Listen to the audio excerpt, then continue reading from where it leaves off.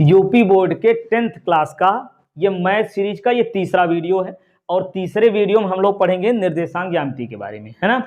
ये निर्देशांक ज्यामिति कितने नंबर का आएगा? 5 नंबर का। तो 5 नंबर के लिए इसमें देखिए केवल 2 ही फार्मूले हैं। कितने फार्मूले हैं? 2। और 2 फार्मूले पर सभी न्यूमेरिकल इसके सॉल्व हो जाएंगे।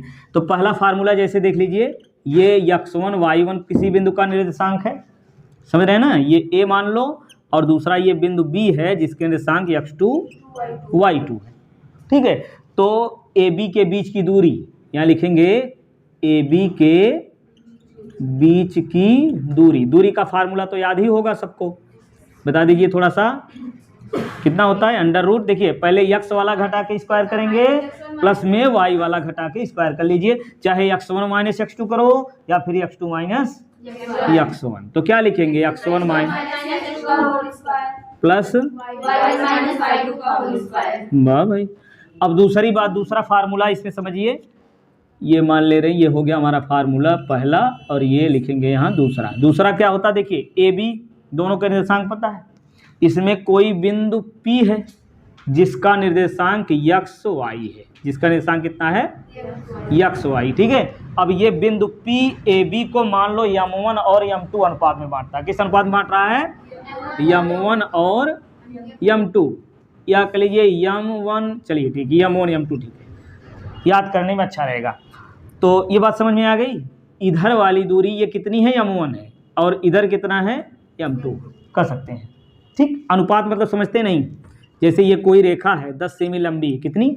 10 सेमी। तो मान लो इधर वाली ये लंबाई 2 मीटर है, तो इधर कितनी होगी?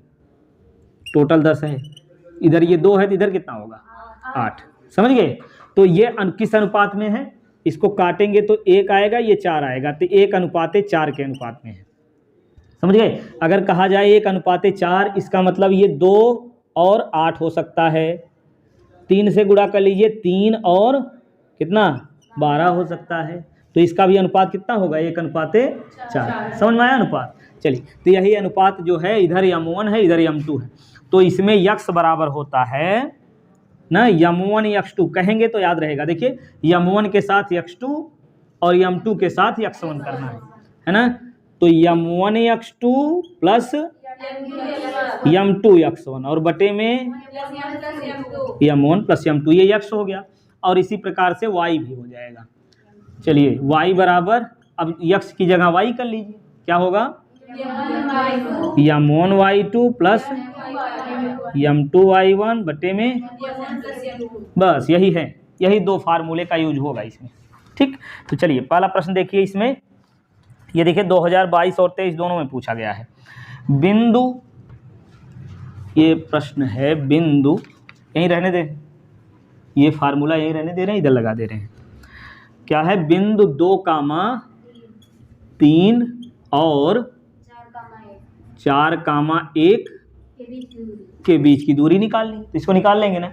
तो कैसे लगाएं? देखिए ऑब्जेक्टिव वाला अगर आए तो उसको चाहे जैसे लगाइए, लेकिन अगर 1 नंबर 2 नंबर में आता है तो इसको पहले लिखेंगे हम क्रम से। कैसे लिखेंगे? यहाँ x1 का मान कितना है, y1 कितना है, फिर x2 y2, ठीक। पहला बिंदु 1, दूसरा वाला 2। तो x1 y1 कितना? x1 2, y1 3, x1 y1। देखिए पहले जो होगा 1, x और y होता है निर्देशांक ना, तो x1 y1 और इधर x2 y2, x2 कितना है? 4, y2 1, ठीक। अब बीच की दूरी निकाल लीजिए, बीच की दूरी। अब इसका फार्मूला हमको पता है, x1 माइनस x2 का square plus y1 minus y2 का स्क्वायर। अब यहाँ रख दीजिए, x1 का मान कितना लिखें? 2 माइनस 4 का स्क्वायर प्लस 3 माइनस 1 का स्क्वायर। देखिए ऐसे समझिए, ये पहले जो है उसको घटा के वर्क किया ना, 2 माइनस 4 का स्क्वायर और इधर 3 माइनस 1 का स्क्वायर, ठीक। बस यही सॉल्व कर लो, हो जाएगा। कितना होगा? -2 का स्क्वायर और प्लस 2 का स्क्वायर। ये हो गया कितना? 4 प्लस 4, तो कितना आया? 8। अब 8 को हम क्या लिख सकते हैं? 2 गुणे 2 गुणे 2, यानी 1 2 बाहर हो जाएगा, 2√2 आएगा। समझ में आया? ये दिख रहा है कि नहीं दिख रहा है? दिख रहा है? हाँ। चलिए तो फिर अब अगला देखिए, बिंदु -6, देखिए क्या कह रहे हैं, बिंदु -6 और 8 और मूल बिंदु के बीच की दूरी ज्ञात कीजिए। मूल बिंदु कितना होता है निर्देशांक, 0, 0, ठीक है ना। चलिए इसी से लिखिए, क्या कर रहे हैं, -6, 8 और मूल बिंदु, मूल बिंदु मतलब 0, 0 के बीच की दूरी निकालनी है, तो निकाल लेंगे ना। जल्दी करिए, x1 y1 मिटा दे रहे हैं। चलिए रखो x1 कितना, -6, 8, 0, 0 यहाँ रखो। x1 कितना, -6 -0 स्क्वायर करो, ये आ गया 8 -0 का स्क्वायर। ये हो गया कितना, -6 का वर्ग 36 कर दें और प्लस 8 × 64, सही है। अब इसको जोड़ेंगे, 6 4 10, 6 3 9 1 10। अब 100 का वर्गमूल लिख लीजिए, 100 का 10 × 10 यानी आ गया 10 मात्रक या 10 इकाई। समझ में आया। चलिए अब अगला देखें, आया समझ में ना। हाँ, अगला है y का मान ज्ञात कीजिए जिसके लिए बिंदु, y का मान ज्ञात कीजिए जिसके लिए बिंदु, कौन सा बिंदु, जिसके लिए बिंदु कितना है, 2, -3 और अच्छा ये जो है P दिया हुआ ना, और Q कितना है, 10, y के बीच की दूरी 10 मात्रक है, के बीच की दूरी कितनी है, 10 मात्रक है, तो y का मान निकालना है, यही ना।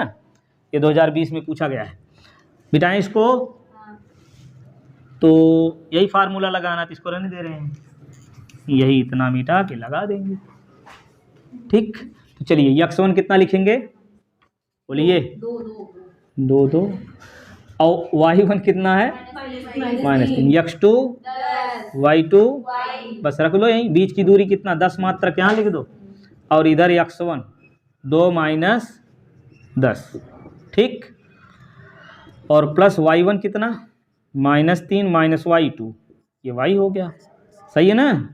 अब सॉल्व करो इसको, ये 10 में से 2 घटाओ, आया 8, -8 का स्क्वायर और प्लस, अब देखिए माइनस है ना, तो a + b का होल स्क्वायर कर देंगे ना, तो करिए। तो ये बनेगा 3 का स्क्वायर 9 प्लस y का स्क्वायर y² प्लस 2ab यानी 3 दूनी 6y। ये बात समझ में आया कि नहीं आया, ये दोनों माइनस है प्लस कर दिए हैं, ये बात समझ में आई कि नहीं आई। जैसे माइनस कॉमन लेंगे और माइनस का स्क्वायर कर देंगे तो प्लस हो जाएगा, माइनस गायब हो जाएगा वैसे भी, तो डायरेक्ट ऐसे कर दिए हैं। अब यहाँ से होगा कितना, 10, अब इसको लगाइए थोड़ा सा, ये बन गया कितना, अलग पेन से लिखते हैं इसको, कितना बनेगा 10 बराबर ये अंडर रूट में कितना 64 प्लस 9 और प्लस y² प्लस 6y, ठीक। अब देखिए दोनों तरफ स्क्वायर कर लीजिए, दोनों पक्षों का वर्ग करने पर, दोनों पक्षों का वर्ग करने पर, अब वर्ग करेंगे तो मिल जाएगा क्या, को लगाइए, ये 10 का वर्ग 100 हो गया, पहले इसको लिख दें, y² प्लस 6y, ये हो गया y² प्लस 6y, ठीक। और ये जोड़ेंगे तो कितना आएगा, 9 4 13 73, सही है। इतना लिखे हैं बराबर 100, इसको उधर करेंगे तो -100 हो जाएगा, एक लाइन और लिखना पड़ेगा, y² plus 6y minus 100 plus 73 बराबर 0, घटा लो, ठीक। नीचे दिख रहा है कि नहीं दिख रहा है, ये नीचे लिखें, y² प्लस 6y, 100 में से 73 घटाओ, 10 में से 3 गए 7, यहाँ बचा कितना 9 में से 7 गए 2, 27 हो गया ना, 9 3 27, 9 में से 3 गए 6 हो जाएगा।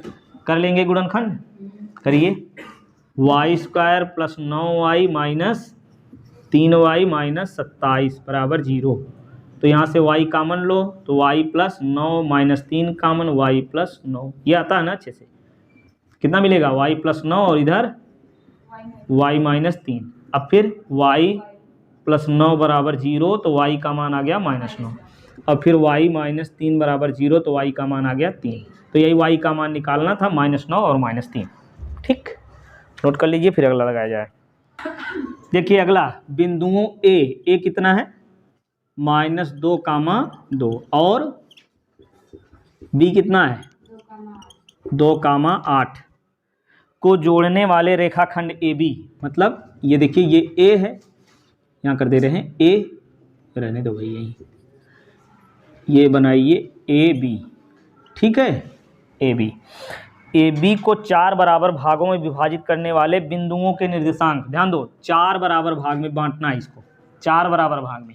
अगर बीच में कोई बिंदु ले लें, पी मान लें ये, ठीक, तो अगर बीच में कोई बिंदु है तो 2 बराबर भाग में बांटेगा, 4 बराबर भाग में बांटना, तो यहाँ भी कोई बिंदु ले लो पी क्यू, इसका बिंदु आर, और इधर ये ए और ये बी तो है ही, समझ गए।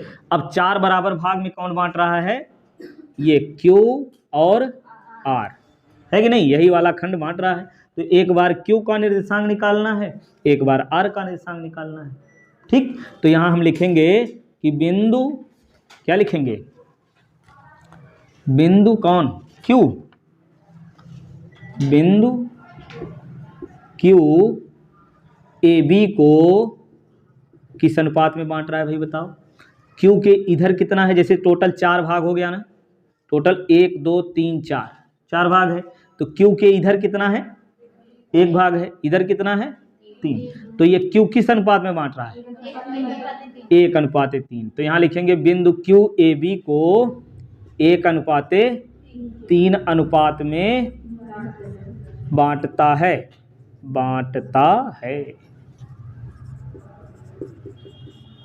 ठीक। तो यहाँ से हो जाएगा क्या, देखिए अतः यहाँ लिखेंगे क्या, M1 बराबर कितना 1 और M2 बराबर 3, ठीक। फिर से लिखो इसको, M1 बराबर कितना, M1 बराबर 1 और M2 बराबर 3, X1 बराबर X1 Y1 X2 Y2, यही ना, -2 और फिर X2 Y2 कितना Y2 8 हो गया। अब निर्देशांक निकालना है तो x बराबर है ना, तो यहाँ से हम लिखेंगे x बराबर, क्या लिखेंगे, फार्मूला लिख दें पहले, x बराबर क्या होगा M1 X2 plus M2 X1 बटे में M1 प्लस M2, ठीक। और y वाला भी यहीं लिख दें, क्या y बराबर M1 Y2 M2 Y1 और बटे M1 प्लस M2, ठीक है। मान रखो अब क्रम से,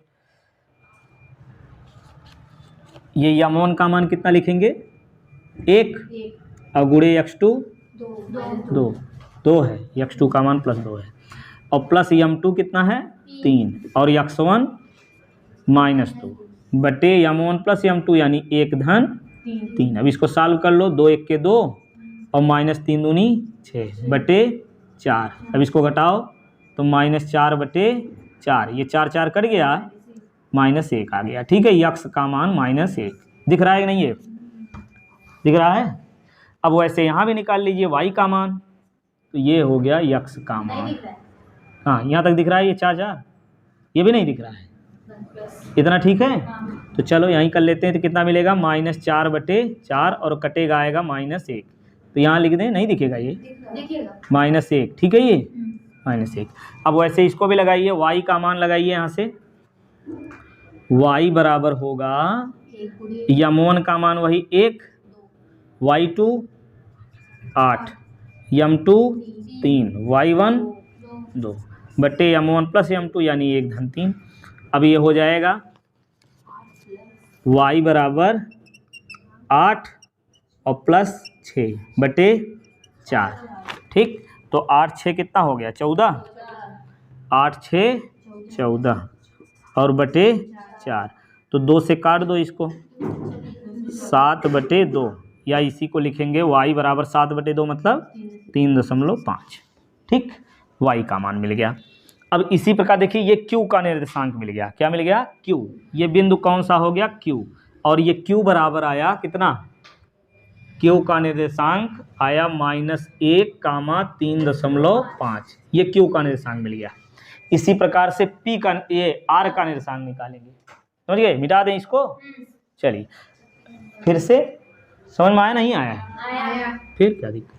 अब R देखिए, अभी इसी प्रकार से यहाँ लिखेंगे कि जैसे लिखे थे बिंदु Q A B को 1:3 अनुपात में बांटता है, उसी प्रकार से लिखेंगे बिंदु, बताओ, बिंदु R A B को। अब R देखिए जो इधर 3 है इधर 1 है, तो 3:1 अनुपात में बांटता है। तो x1 y1 x2 y2 तो वही है, यहाँ अनुपात केवल चेंज हो गया है। तो अनुपात यहाँ आपकी हो जाएगा 3:1।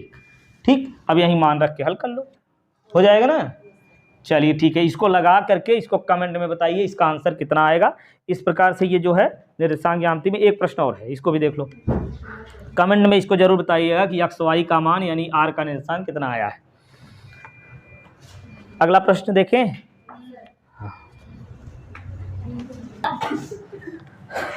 निर्देशांक ज्यामिति का ये अंतिम प्रश्न देखिए। सिद्ध कीजिए बिंदु, ये 3 बिंदु के निर्देशांक दिए हुए हैं, एक समकोण त्रिभुज के शीर्ष हैं। ये शीर्ष जो हैं किसके हैं? समकोण त्रिभुज। तो पहले एक त्रिभुज बना दीजिए कोई भी, है ना, हमको पता नहीं समकोण कौन सा है। तो पहले A B C, A कितना है? 3,2 और B -2, और C 2,3। अब क्या करेंगे? तीनों भुजाओं की लंबाई पहले निकालिए। तो यदि समकोण त्रिभुज का शीर्ष होगा तो बड़ी भुजा का वर्ग जो होगा शेष दोनों भुजाओं के वर्गों के योग के बराबर होगा। तो कोई भी भुजा पहले निकालिए। ए बी बराबर क्या होगा? ए बी, देखिए ए बी, तो ए में से बी को घटा के लिखिए, तो x1 y1 ये बनेगा, x2 y2 ये, तो 1 में से 2 घटाते हैं ना, तो डायरेक्ट यही कर लो। 3 - 2, देखिए पहले 3 लिखेंगे फिर माइनस, अब फिर ये -2 लिखोगे तो +2 हो जाएगा, और +2 माइनस, अब फिर माइनस हो गया +3। अब इसको सॉल्व कर लो, कितना आएगा? 5 का वर्ग और ये फिर 5 का वर्ग आ गया 25 + 25, तो कितना हो जाएगा? 50। लो ये आ गया ए बी ना, तो इतना रहने दें कि स्क्वायर कर लें। ये दिख रहा है क्लियर? तो ए बी का स्क्वायर बराबर क्या आएगा? 50। बस इतना करना है। ए बी का स्क्वायर मतलब एक भुजा का वर्ग मिल गया हमको। अब निकालेंगे दूसरी भुजा का वर्ग। दूसरी भुजा कौन सी निकालें? ए सी बी सी, चलो ए सी निकाल लो। ए सी, ए में से सी को घटाओगे अब, तो 3 - 2 का स्क्वायर प्लस 2 - 3 का स्क्वायर। अब सॉल्व कर लो, इसको कितना आएगा? 1 का स्क्वायर और ये -1 का स्क्वायर, तो ये बन गया 1 - 1। तो ए सी बराबर कितना आया? 2। तो ए सी का स्क्वायर कितना हो जाएगा? 2। ठीक, अब तीसरा बचा हुआ कौन सा है? B C. अब बी सी की लंबाई भी निकाल लीजिए। बी में से सी को घटाइए, कितना लिखेंगे? -2 फिर -2 और प्लस -3 का स्क्वायर। सही है, सॉल्व करो। ये -4 का स्क्वायर प्लस -6 का स्क्वायर। ठीक, तो ये बनेगा कितना? 16 + 36 बन गया 100। 100 बनाना, सो रहे हो जी? अच्छा 52, ठीक है ठीक है। 6 - 6 = 12, ठीक है भैया, ठीक है। 6 - 6 = 12 हो गया, और 3 - 1 = 4, 1 - 5 = 52, बहुत बढ़िया। तो ये आ गया बी सी, है ना। तो बी सी का स्क्वायर कितना हो जाएगा? 52। ठीक, अब देखिए बड़ी भुजा कौन सी है? B C. तो बड़ी भुजा का वर्ग, ध्यान समझिए, यहाँ आप आगे लिखेंगे बड़ी भुजा कौन सी है? B C. यहाँ लिखेंगे बी सी स्क्वायर बराबर कितना? 52 स्क्वायर मिल गया। ठीक है, चलो एक बार लिख दो 52। ठीक, और फिर यहाँ लिखेंगे A B square plus A C square. ठीक है, A B square plus A C square, ये कितना होगा? ए बी स्क्वायर 50 और ए सी स्क्वायर 2, आ गया 52। इसका मतलब यहाँ से हमको मिल गया बड़ी भुजा का वर्ग। यहाँ लिखेंगे अतः ये मिल गया बी सी स्क्वायर, देखिए 52 है, और यहाँ A B square plus A C square भी 52 है। A B square plus A C square 52 ना। यहाँ फिर लिखेंगे अतः, या इससे स्पष्ट है। अतः बार बार मत लिखिए, अतः एक बार लिख चुके हैं। इससे स्पष्ट है, क्या स्पष्ट है? इससे क्या स्पष्ट है कि ये तीनों निर्देशांक समकोण त्रिभुज के शीर्ष हैं ना। ये तीनों क्या हैं? समकोण त्रिभुज के